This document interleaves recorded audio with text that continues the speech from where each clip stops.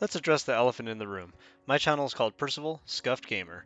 That should tell you pretty much everything you need to know about me as a gamer. A video game boy, if you will. Or won't, I don't really care.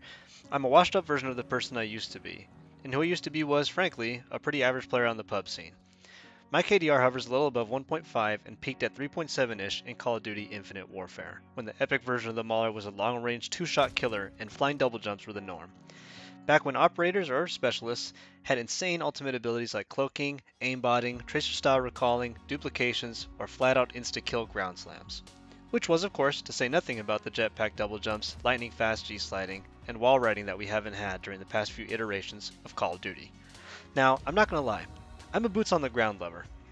I don't like people zipping around the map Apex Legends style, teleporting everywhere, opening up rifts in the fabric of space, and popping me in the back while I'm trying to hardscope a target. So, despite the overtuned skill-based matchmaking contemporary first-person shooters are plagued with today, which actively forces players to lobby with half a dozen or so players of damn near equal skill level, I prefer games like Cold War, Modern Warfare 2 Remastered, and bypassing the obviously broken titles like Vanguard.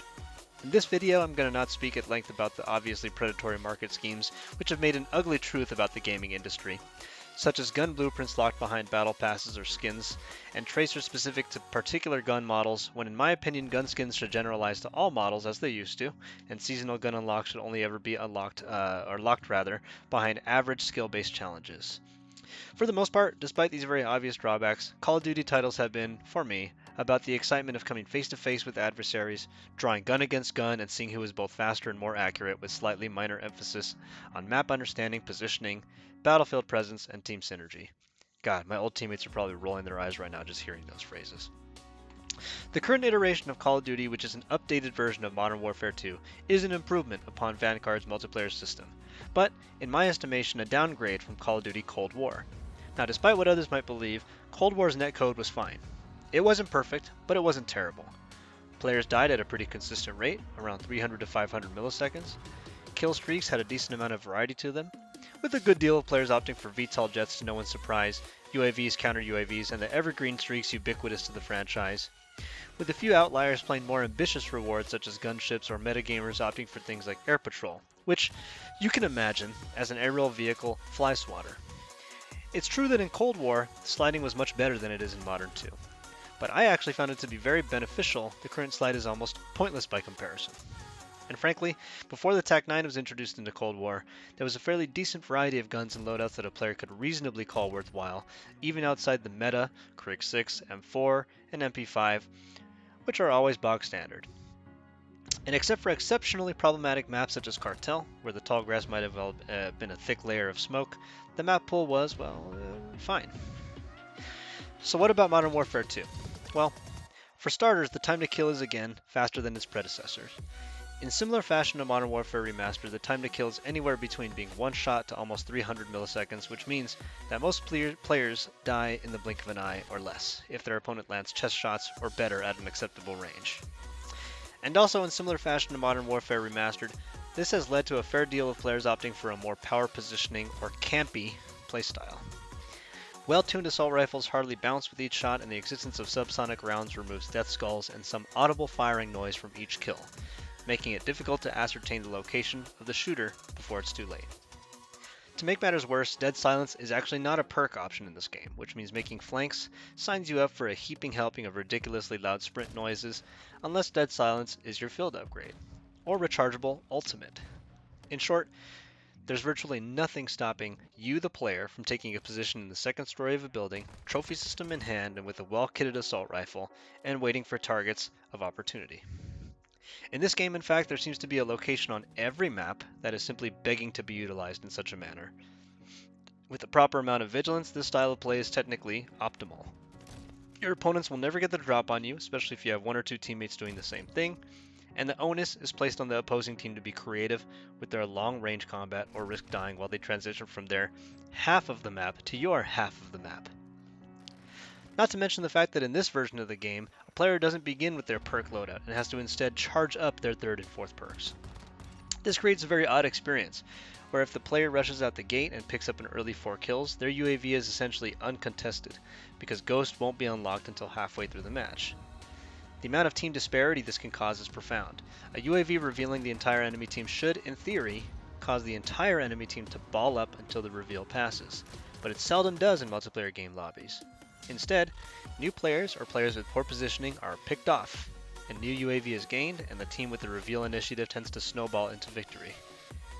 It's bad enough that unaware teammates have the uncanny need to rush into an open field like small defenseless woodland creatures with little heed to their self-preservation, paying no mind to natural cover or without an actual objective in mind as to their movements. It's even worse to have those teammates picked up by the opposition as easy kills in the midst of a UAV sweep. Up close or at a distance, it matters very little.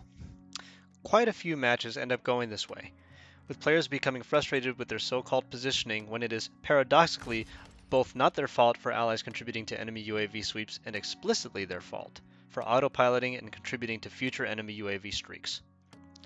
This has led to a metagame not unlike previous titles metagames wherein every player plays some combination of UAV, an intermediary kill streak, and a top-end kill streak like again, VTOL, Chopper Gunner, or my personal favorite, an advanced UAV. And while Cold War had, in my estimation, a very glaring issue with the War Machine kill streak in particular, Modern Warfare 2 has an issue with the simple UAV. The first team to get one seems to have an inexorable advantage over the other team that isn't so easily surmounted. Prevailing against an early advantage like that simply requires an amount of coordination that doesn't exist in the pub scene. Go ahead and ask the Overwatch players, they'll tell you. So the game features quick time to kill loadouts, low end perk sustain, and early kill streaks such as UAV, counter UAV, and VTOL jets, with an emphasis on unlocking third perks as early as possible, be it Ghost, which I play almost exclusively, Quick Fix, which is fantastic, or something on the jankier side like Bird's Eye to make UAV sweeps like advanced UAVs, or the infamous Last Stand, which is, in my professional scientific opinion, absolute shit. As with most games, your gun loadout on any given class should emphasize a combination of recoil reduction, aim down sight speed, sprint to fire speed, and an acceptable time to kill while reducing what are, in my estimation, pointless stats such as flinch resistance, maximum range, and speed while aiming. As with most metagame builds, the key always remains the same. You are trying to draw the most lethal weapon you can come up with faster than your opponent, and you're trying to keep the bullet spreads tight and consistent so you don't miss shots. If you are receiving fire from an off-screen target, flinch resistance isn't going to serve you. You're probably dead. Turning corners with faster movement while aiming isn't necessarily worth the drop in ADS time or recoil control. After all, what good is corner peeking when the obvious counter is a well-placed grenade or a faster opponent? As a result of this oldest time paradigm, players are truly cornered into virtually 4 subclasses: mid-range submachine guns, mid-range assault rifles, snipers, and shotguns, with a few variations in between. There are some classes that prefer to lock down positions, and they may use restock instead of fast hands. There are some classes that try to blend styles, and they may use overkill instead of scavenger. There are some classes that care about breaching positions or taking kills of opportunity, and they may play RPGs and drill charges instead of conventional secondary weapons, but the point usually remains the same. The efforts made by these classes are always to beat one opponent with ideas of taking down 1 or 2 more before the life is up. Because of this notion, most of my successful classes do opt into some variation of the bomb squad, scavenger, fast hands, ghost perk system to avoid random explosive deaths and UAV reveals, peppering in quick fix or battle hardened for team specific change-ups. The vast majority of players you will encounter are slow corner peeking shotgun or SMG players, some with trip mine or claymore setups, power positioners of either the assault rifle or the sniper rifle variety, or the all-in players of the SMG or shotgun variety, every now and then facing off with a fringe LMG lockdown player, your diehard melee, or a marksman rifle quickscoper.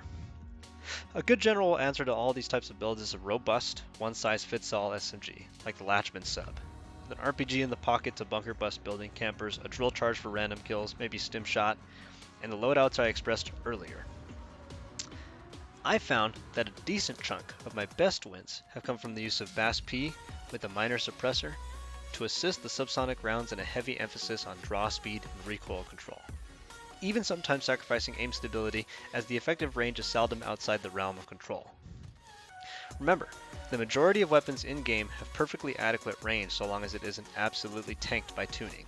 Short-range guns in particular will kill at the ranges you need them to, even after making small reductions in effective range, so long as they are also somewhat offset by bullet velocity. In short, it's far more important for your weapons to kill faster at the ranges you need them to, than for them to kill slower at a longer range. I must confess that one of my prouder pet projects is an overkill sniper rifle class with both the SPX and the BAS-P. It does, however, sacrifice pushing potential because it uses claymores and dubstep mines instead of RPGs and drill charges. Max out both weapons and take that loadout for a spin. I think you'll particularly enjoy the flexibility it offers when taking power positions and in moments you may need to transition to a different location with your team. Finally, the question of the day is, how good is Modern Warfare 2 Remastered's multiplayer? I think it's fine, but the next iterations of the game should do away with the obvious nonsense. I think for the game to be improved, time to kill should be increased a hair, maybe back to 300 to 400 milliseconds.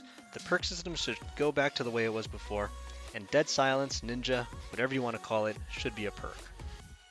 I think trophy systems should have a stricter limit to the number of projectiles they can affect, and I think I would alter maps a bit to be a little less open, especially maps like Tarak, Himmelmat Expo, and Mercado Las Almas. They end up becoming much campier since players don't have the luxury of moving about the map without being turned into Swiss cheese. Think about it. Maps like Mercado, Tarak, Brainburg, and Valderas will seldom see players actually utilizing the middle of these arenas because it simply makes sense to take positions of much better cover or fewer entrances unless they happen to be stone cold crackshot with hyper intense Adderall awareness outfitted with the tuned SAP 50 or Lockwood MK2. My worst nightmare. In short, do I hate the game? No. But they could do much, much better with the next one. Thank you so much for watching, and I hope you have a great day. So long, everybody.